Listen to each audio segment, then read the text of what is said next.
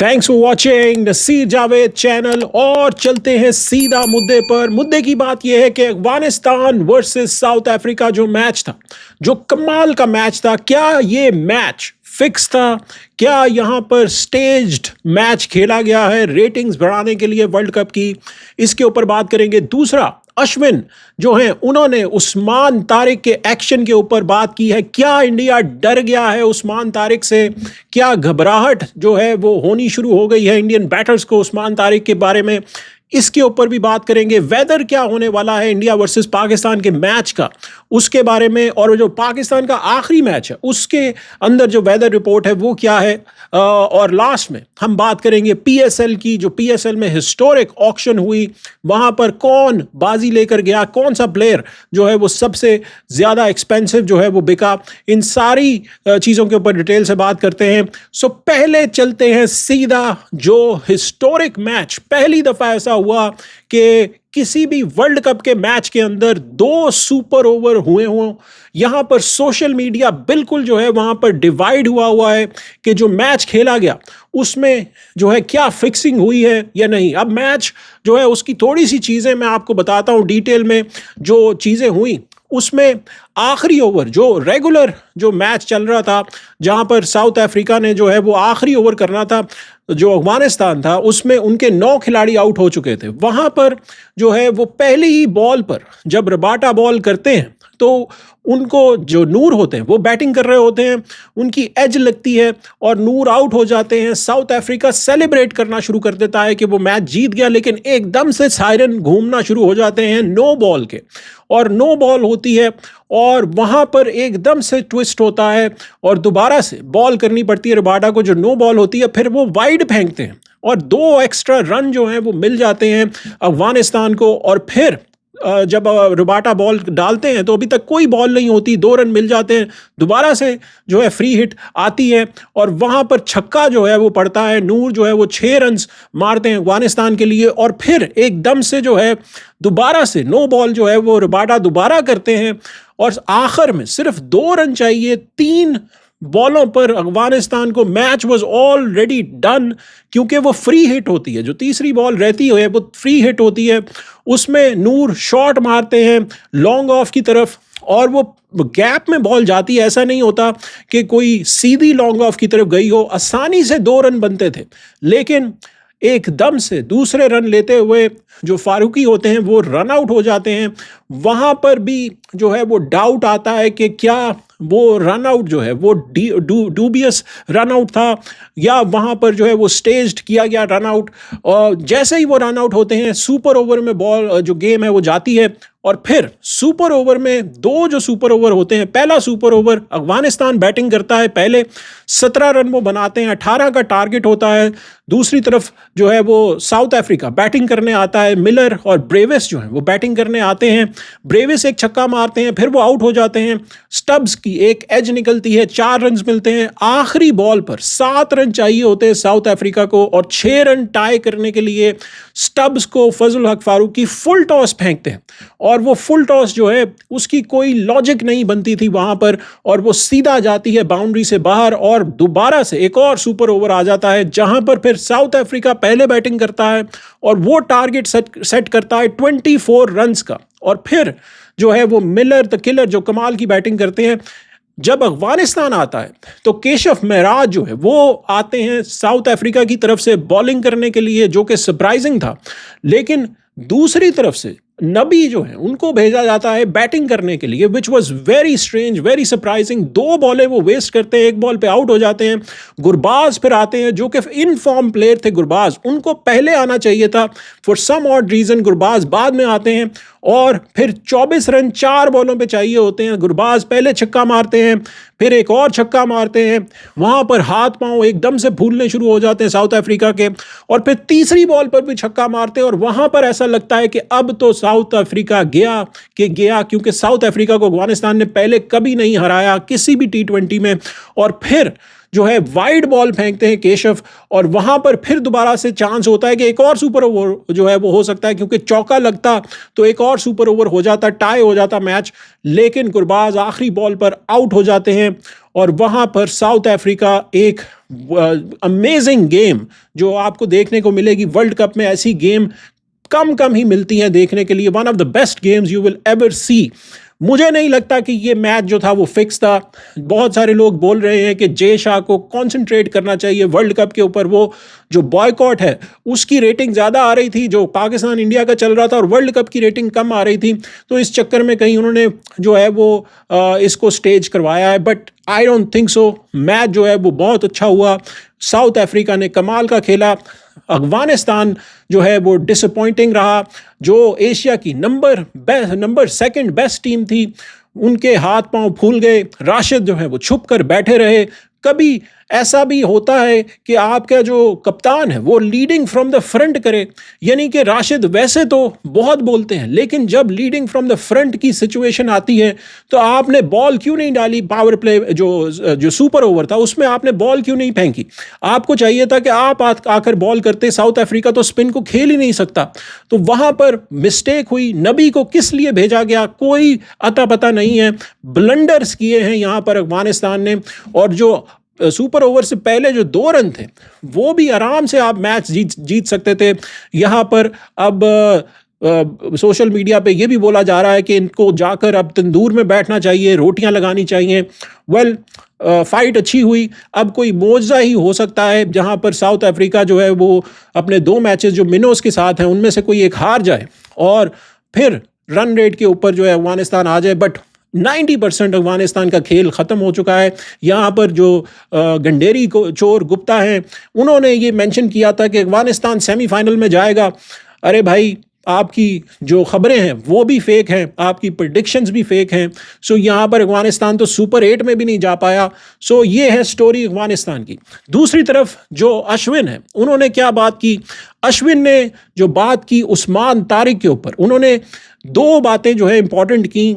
वो आए social media पर, एक्स पर उन्होंने ट्वीट किया, और उस पर क्योंकि उस्मान तारिक के एक्शन के ऊपर काफ़ी डिबेट हो रही है सोशल मीडिया पर, इंडिया का जो मीडिया है वो काफ़ी डिबेट कर रहा है कि क्या ये एक्शन लीगल है या नहीं।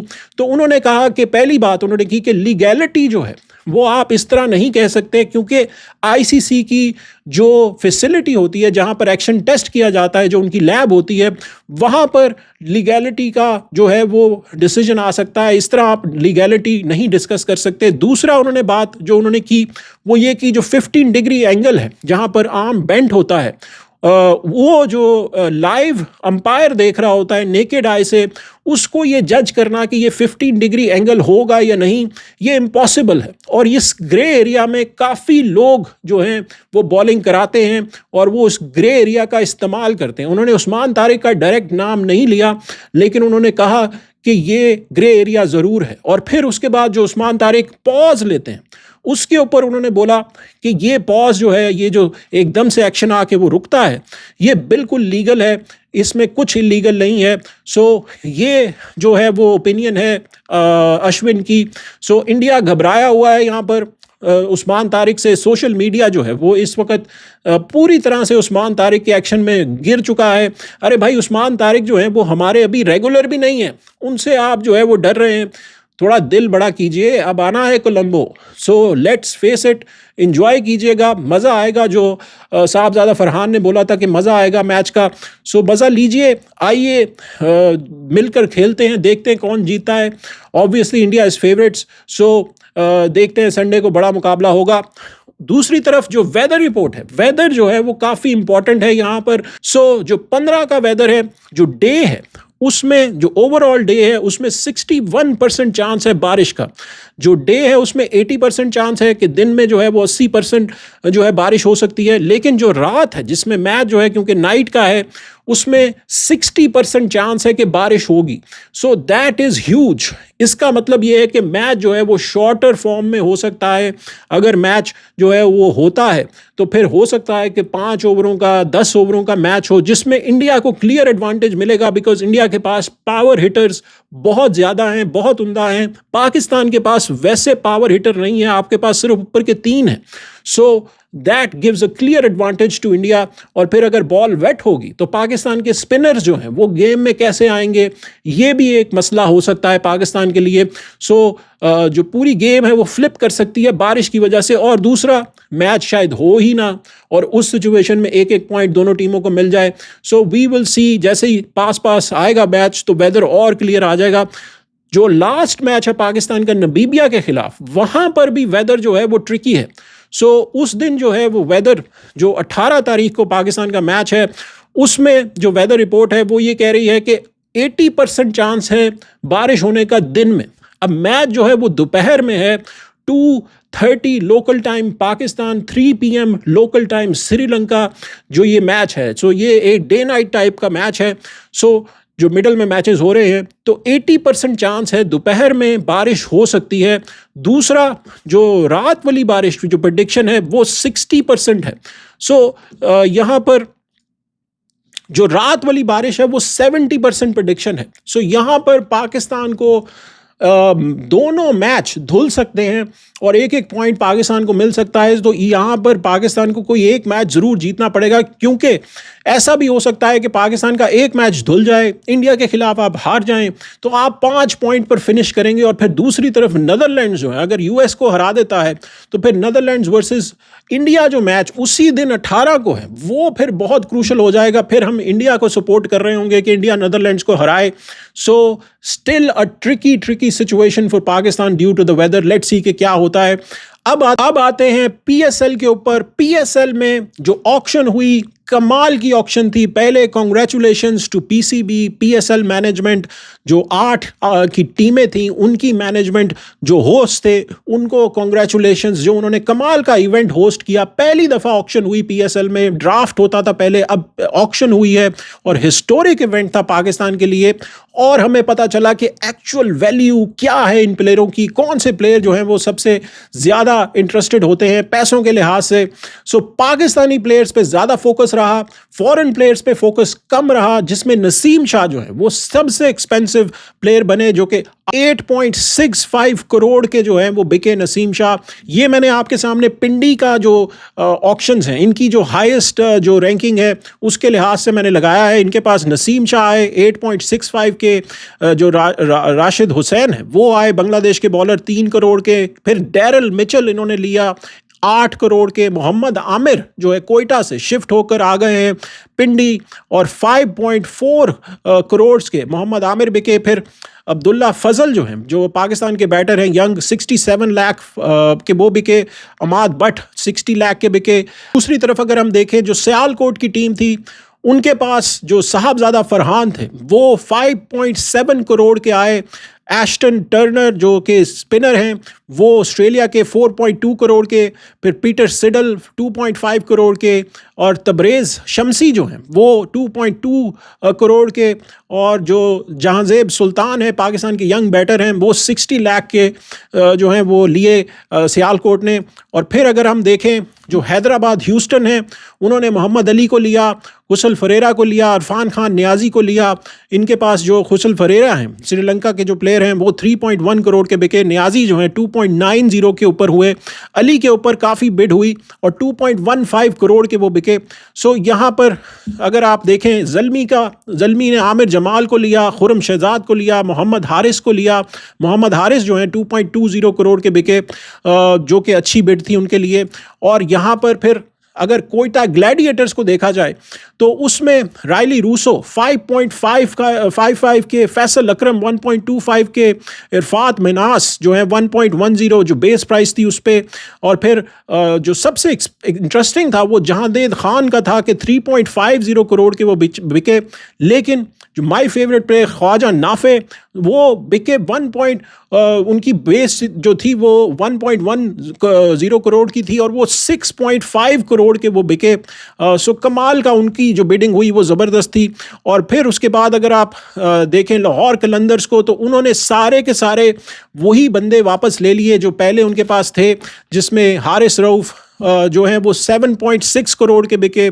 जो मेजर उन्होंने ब्रेक थ्रू लिया, I think which was missing, क्योंकि पहले उनके पास राशिद खान होते थे, अब इनके पास उसामा मीर आ गए हैं। 3.5 करोड़ के इन्होंने उसामा को उठाया। फ़खर जमान 7.95 करोड़, उबैद शाह 2.70, फिर हसीबुल्ला खान जो विकेट कीपर हैं 1.10 करोड़। सो ये लाहौर की जो ऑक्शन है। और फिर कराची किंग्स, उन्होंने डेविड वार्नर को लिया 7.90 का। आजम खान की बिडिंग जो हुई वो कमाल की थी। अच्छा हुआ कि आजम खान अच्छी प्राइस पे गए 3.65। और फिर हमारे कप्तान हमारा सलमान अली आगा जी गए कराची के पास 5.85 करोड़ के, जो 3 नंबर पे उन्होंने बैटिंग में रेवोल्यूशन की है उसकी वजह से उनकी प्राइस जो है वो बढ़ी।